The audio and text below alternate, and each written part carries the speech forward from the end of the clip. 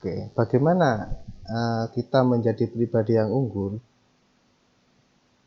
Saya beri contoh atau perumpamaan di sini. Ada dua bahan antara intan dan arang. Kedua bahan ini sama-sama berasal dari kandungan yang sama, yaitu karbon. Berasal dari kandungan yang sama, tapi dengan proses yang berbeda menghasilkan harga yang berbeda pula.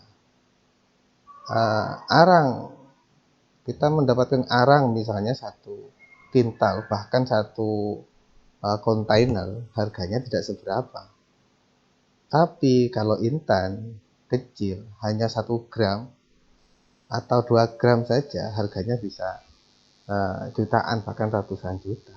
Padahal jika dilihat dari kandungannya, kedua benda ini sama-sama dari karbon, hasil pembakaran.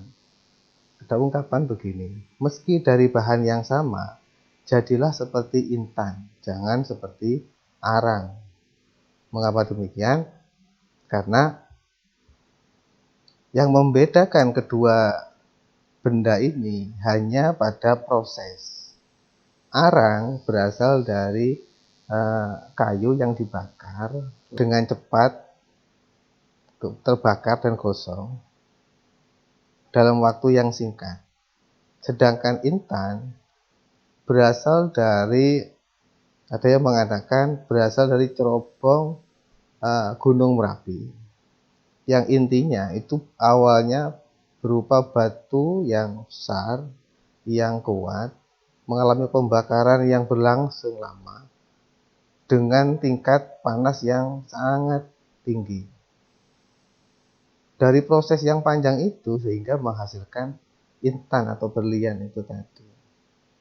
Nah, meskipun kecil intan itu, namun harganya sangat mahal sekali. Sedangkan arang harganya sangat murah, bukan berat atau ringannya benda itu, tapi ditentukan oleh proses yang menentukan benda itu. Begitu juga terhadap diri kita. Ada orang yang sejak lahir semuanya ada, sekolah serba ada, di rumah serba difasilitasi, tinggal minta apa dituruti, maka dewasanya akan menjadi arang, mudah rapuh, karena tidak ditempa, dibakar seperti intan. Berbeda dengan intan, kita yang ibaratkan intan, sejak kecil kita ditimpa musibah, ditimpa kesulitan, ditimpa cobaan. Ibaratkan intan, batu sebelum jadi intan yang dibakar secara terus-menerus. Tapi ketika dewasa, semua orang akan mencari kita, semua orang akan membutuhkan kita. Itulah hikmah dari perumpamaan, jadilah seperti intan, jangan seperti arang.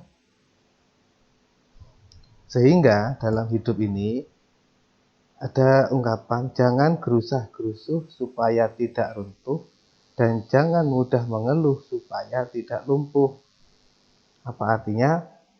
Dalam segala hal kita perlu mempertimbangkan, perlu bermusyawarah dalam menggapai keputusan. Nah, itu maknanya, jangan gerusah-gerusuh dalam segala hal supaya tidak runtuh dalam melaksanakan tindakan tersebut, dan jangan mudah mengeluh supaya tidak lumpuh.